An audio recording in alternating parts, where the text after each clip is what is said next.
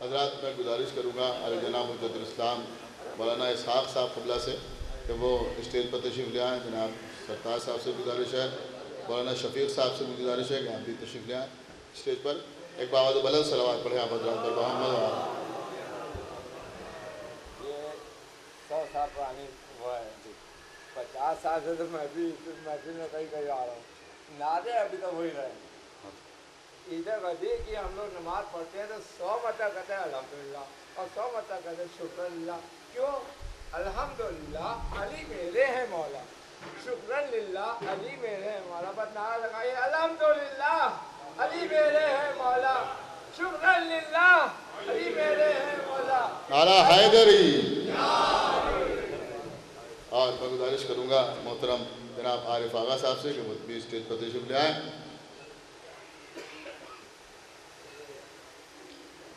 حضرات دو مصرع ملاحظہ فرمائیں کہ زمین پر وجہ خدا کا نزول ہوتا ہے، زمین پر وجہ خدا کا نزول ہوتا ہے، خلیل آپ کا کعبہ قبول ہوتا ہے۔ زمین پر وجہ خدا کا نزول ہوتا ہے، خلیل آپ کا کعبہ قبول ہوتا ہے۔ جو حضرات باہر تشریف لائیں ان سے بھی گزارش ہے کہ اندر تشریف آئیے، مسلم بھائی اندر ہیں اور حضرات بھی جو بیٹھے ہوئے دور وہ اندر آ جائیں۔ اور اس لیے کہ اب میں گزارش کر رہا ہوں خطیب انقلاب علی جناب مولانا سید عباس ارشاد نقوی صاحب سے کہ وہ تشریف لائیں اور اس جشن کو خطاب فرمائیں۔ ایک باوعد بلند صلوات پر محمد و آل۔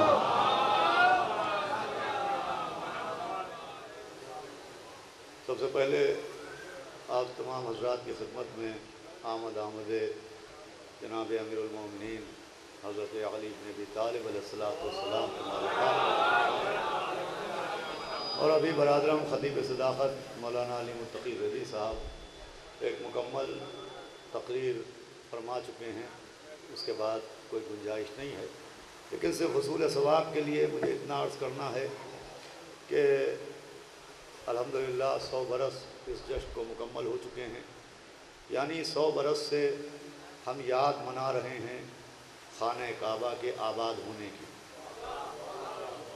اور یہ یاد منانا عزیزان گرامی مطابق قرآن بھی ہے، مطابق دین بھی ہے اور وقت کا تقاضا بھی ہے۔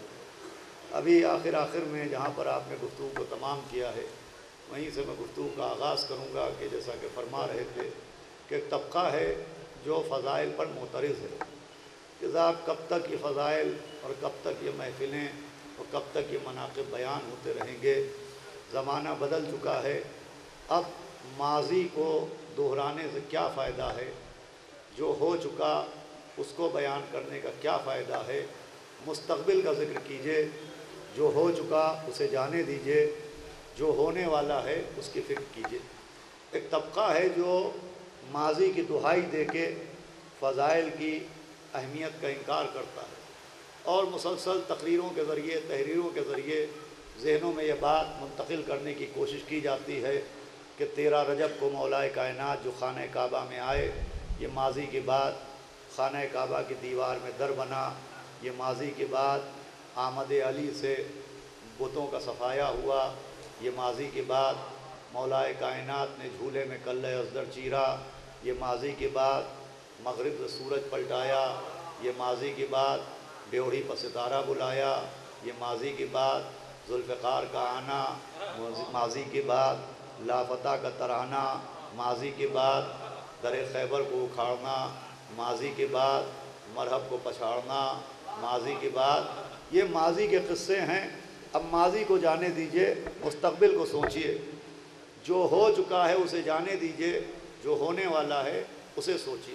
تو اگر ماضی کو بنیاد بنا کے، پاسٹ کو بنیاد بنا کے فضائل کو ہٹانے کی کوشش ہے تو صرف فضائل ہی ماضی کی بات نہیں ہے، یہ قرآن بھی تو ماضی ہی میں نازل ہوا، قرآن بھی ماضی میں نازل ہوا، اور قرآن نازل بھی ماضی میں ہوا، اور 80% قرآن ماضی ہی لے کے نازل ہوا۔ آدم کا سجدہ ماضی کی بات ہے، شامل قرآن ہے، ابلیس کا جھگڑا ماضی کی بات ہے، شامل قرآن ہے، نوح کا سفینہ ماضی کی بات ہے، شامل قرآن ہے، ابراہیم کا کعبہ بنانا ماضی کی بات ہے، شامل قرآن ہے، کعبے پر غلاف چڑھانا ماضی کی بات ہے، شامل قرآن ہے، بیٹے کو چھری کے نیچے ڈانا ماضی کی بات، شامل قرآن، موسیٰ کا دریا پر راستہ بنانا ماضی کی بات، شامل قرآن، عصا کا اژدہا بننا ماضی کی بات، شامل قرآن، عیسیٰ کا مردے زندہ کرنا ماضی کی بات، شامل قرآن، چاند کا 2 ٹکڑے ہونا ماضی کی بات، شامل قرآن، معراج پر جانا ماضی کی بات، شامل قرآن۔ تو کیا کیا جائے؟ کیا 2 قرآن بنائے جائیں؟ کیا 2 قرآن تیار کیے جائیں؟ ایک وہ قرآن ہو جس میں ماضی کے قصے ہوں، ایک وہ قرآن ہو جس میں مستقبل کی باتیں ہوں۔ کیا کیا جائے؟ آدم کا سجدہ ہٹا دیا جائے، ابلیس کے جھگڑے کو قرآن سے نکال دیا جائے، نوح کے سفینے کو کنارے پہنچا دیا جائے، خانہ کعبہ کے ذکر کو ذہنوں سے ہٹا دیا جائے، موسیٰ کے واقعات کو قرآن سے مائنس کر دیا جائے، عیسیٰ کے معجزات کو قرآن سے نکال دیا جائے۔ کیا حماقت کی تقریر کر رہے ہیں؟ اگر قرآن سے واقعات انبیاء ہٹ جائیں گے تو قرآن میں رہے گا کیا؟ جی یوں سمجھیے، اگر قرآن سے انبیاء کے قصے ہٹ گئے تو قرآن میں رہے گا کیا؟ تو اگر محفلوں اور مجلسوں سے ذکر علی ہٹ گیا تو ایمان میں بچے گا کیا؟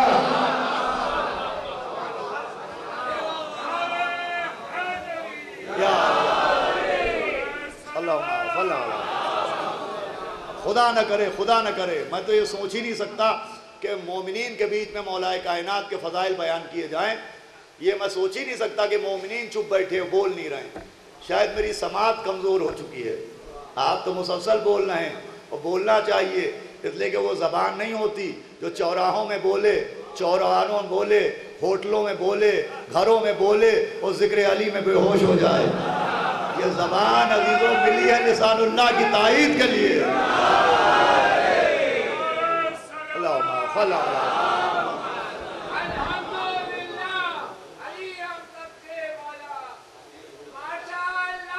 علی ہم سب کے مولا، سبحان اللہ،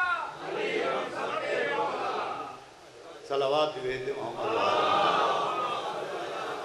سنیں، بہت مختصر میں عرض کر رہا ہوں، تقریر ہو چکی ہے کہ صاحب یہ ماضی کی باتیں ہیں، کب تک وہی جشن مولود حرم اور کب تک یاد جناب امیر اور کب تک فضائل بیان کیے جائیں گے؟ یہ ماضی کی باتیں ہیں۔ تو دیکھیے ذکر اہل بیت و اہل بیت یہ صرف ماضی نہیں ہے۔ اگر مولائے کائنات صرف مرد میدان ہوتے تو آپ ماضی کہتے، اگر صرف کل ایمان ہوتے تو صرف آپ ماضی کہتے۔ مولائے متقیان کے القاب میں ایک لقب ہے امیر المومنین، اور یہ ایسا خاص لقب ہے کہ ہمارے آپ کے 12 امام ہیں۔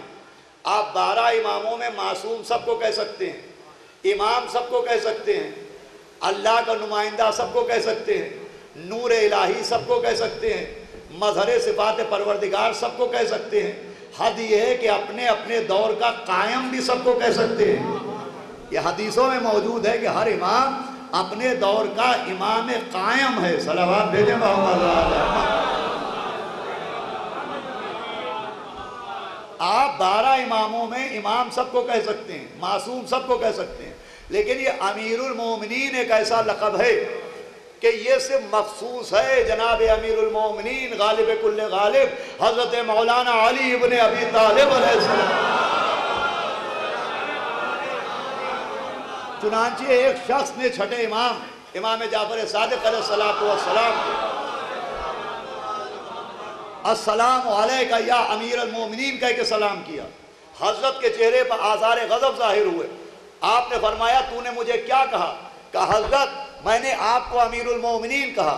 فرمایا ہرگز ہرگز یہ لقب سوائے ہمارے جد حضرت علی ابن ابی طالب علیہ السلام کے کسی کے لیے استعمال نہ کرنا۔ دیکھیں امیر المومنین کا لقب مخصوص ہے مولائے متقیان کے لیے۔ جیسے اللہ کے بہت سے نام ہیں، کسی کے گھر میں بچہ پیدا ہو وہ رحمان ہے، بچے کا نام رحمان رکھا جا سکتا ہے۔ وہ رحیم ہے، بچے کا نام رحیم رکھا جا سکتا ہے۔ اس کا نام مومن ہے، بچے کا نام مومن رکھ لیجئے۔ اس کا نام غفور ہے، بچے کا نام غفور رکھ لیجئے۔ اس کا نام قیوم ہے، بچے کا نام قیوم رکھ لیجئے۔ لیکن اس کا نام اللہ ہے، بچے کا نام عبداللہ ہو سکتا ہے، اللہ نہیں ہو سکتا ہے۔ بچے کا نام عبداللہ ہو سکتا ہے، اللہ نہیں ہو سکتا۔ جو شان اللہ کے ناموں میں اللہ کی ہے वही इमामों के खिताबों में अमीरुल मोमिनीन की है।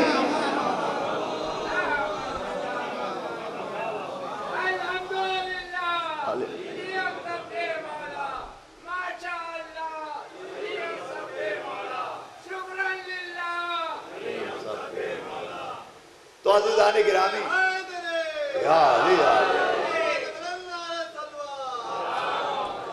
सुनेंगे आप, मौलाए कायनात का लक़ब है अमीरुल मोमिनीन। अमीरुल मोमिनीन का मतलब मोमिनीन के अमीर। तो अब ये सिर्फ माजी के लिए हैं या मुस्तकबिल के लिए भी? तो मौलाए कायनात है अमीरुल मोमिनीन। जैसे अल्लाह रब्बुल आलमीन, जैसे नबी रहमतुल लिल आलमीन, वैसे ही मौलाए कायनात अमीरुल मोमिनीन। वो रब्बुल आलमीन, नबी रहमतुल लिल आलमीन, मौला अली अमीरुल मोमिनीन। अब अल्लाह कब तक के लिए रब्बुल आलमीन है, नबी कब तक के लिए रहमतुल लिल आलमीन है? का जब तक आलमीन रहेंगे अल्लाह रब्बुल आलमीन, जब तक आलमीन रहेंगे नबी रहमतुल लिल आलमीन। मौला का लक़ब है अमीरुल मोमिनीन। तो अगर वो कारखाना जिसमें मोमिनीन बनते थे वो माजी में बंद हो गया तो अली माजी के लिए, लेकिन अगर क़यामत तक मोमिनीन पैदा होते रहेंगे तो अली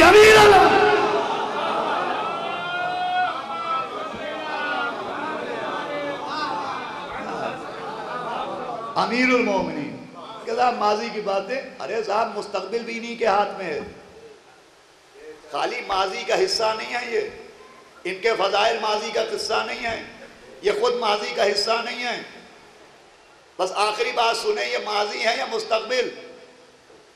मुझे सिर्फ इतना बताइए, जहन्नम दुश्मनाने अली से भर गया कि भरेगा? जामे कौसर बढ़ चुका कि बटेगा?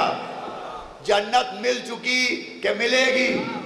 का साहब अभी जन्नत मिली नहीं है, महशर में मिलेगी। अभी जहन्नम दुश्मनाने अली से भरा नहीं है, रोज़े महशर भरेगा। अभी तो कब्रों के जहन्नम में वहां के जहन्नम की प्रैक्टिस करवाई जा रही है। जामे कौसर बटा नहीं है, बटेगा। जन्नत मिली नहीं है, मिलेगी। कौसर बटा नहीं है, बटेगा। जहन्नम भरा नहीं है, भरेगा। तो अगर अली से माजी वालों के लिए हैं तो जन्नत में भेजेगा कौन? जहन्नम में ढकेलेगा कौन? जामे कौसर देगा कौन? इसलिए कि जन्नत और जहन्नम के कासिम तो इन्हीं को बनाया गया, साक़िए कौसर तो इन्हीं को बनाया गया। और फिर बात जन्नत और जहन्नम। अरे इधर तशरीफ ले आए मौलाना, आए तशरीफ लाएँ, सलावत भेजे मोहम्मद वाले। कि हमारे क़िबला मौलाना नदीम असगर साहब भी तशरीफ ला चुके हैं, जो ख़तीब और आलिम तो हैं ही हैं और बेपनाह शायर भी हैं। आज आपके सामने वो बारगाह जनाब अमीरुल मोमिनीन में कसीदा भी पेश फरमाएंगे। सलावत भेजे मोहम्मद वाले अहमद। बाबा से बुलंद सलावत पढ़ने गुफ्तगू। तो अजीज़ों, साक़िए कौसर यही, जन्नत में भेजने का ज़िम्मा इन्हीं को दिया, जहन्नम में दुश्मनों को भेजने का ज़िम्मा इन्हीं को दिया। मैं कहूँगा पालने वाले लम्हा लम्हा मौला अली को पुकारते रहे। रोज़े महशर तो हमारा मौला ज़रा सा आराम फरमाता, शरफ़ का बिस्तर होता, फ़जीलत का तकिया होता, मेरा मौला वहाँ आराम फरमाता।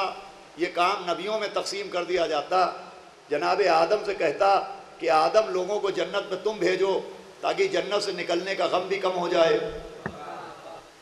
जनाब इब्राहीम से कहा जाता कि इब्राहीम उठिए, आप काफिरों को जहन्नम की आग में झोंकिए ताकि आतिश नमरूद का इंतकाम भी हो जाए।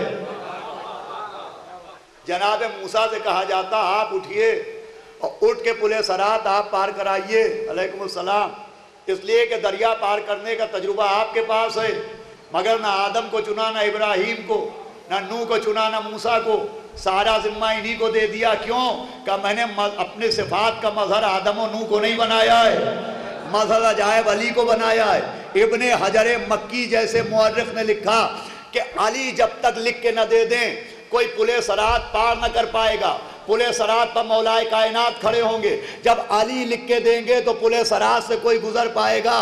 जब तक अली लिख के न देंगे कोई पुले सराज से गुजर के जन्नत न जा पाएगा। अब मेरा मौला किसे लिख के देगा? मैं आलिमुल गैब तो हूँ नहीं, मुझे गैब की खबरें तो मिलती नहीं जो मैं बताऊं कि अली किसको लिख के देंगे। मुझे नहीं पता कि अली किसको लिख के देंगे। मुझे लिख के देंगे, आपको लिख के देंगे, उनको लिख के देंगे, उनको लिख के देंगे। मुझे ये तो नहीं पता कि अली किसको लिख के देंगे, लेकिन ये पता है कि किसको नहीं लिख के देंगे। मुझे ये नहीं पता कि मेरा मौला किसको लिख के देगा, ये मालूम है कि किसको नहीं लिख के देगा। कम से कम उसको तो न लिख के देगा जिसने लिखने के लिए नबी को कागज और कलम न दिया।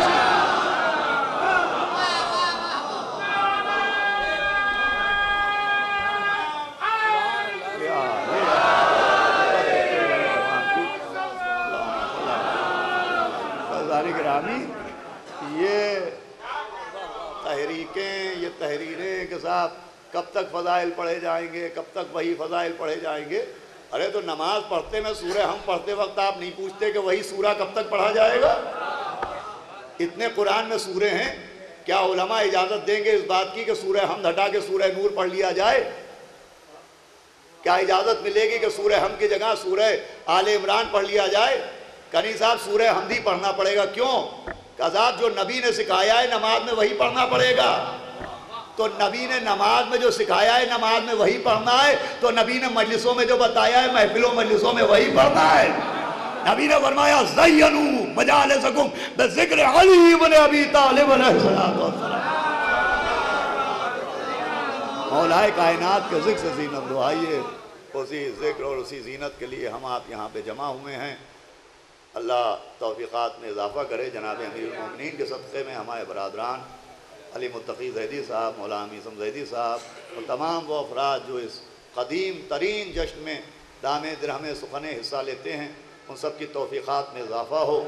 इसलिए कि 100 बरस से ये जश्न दायम व कायम है और यकीनन ता ज़ुहूर हज़रत हुज्जत ये जश्न कायम व दायम रहेगा। और इंशाअल्लाह वो दिन भी आएगा कि जब इस जश्न में जनाब हज़रत हुज्जत की ज़बान से उनके जज जनाब अमीरुल मोमिनीन हज़रत अली इब्न अबी तालिब के फ़ज़ाइल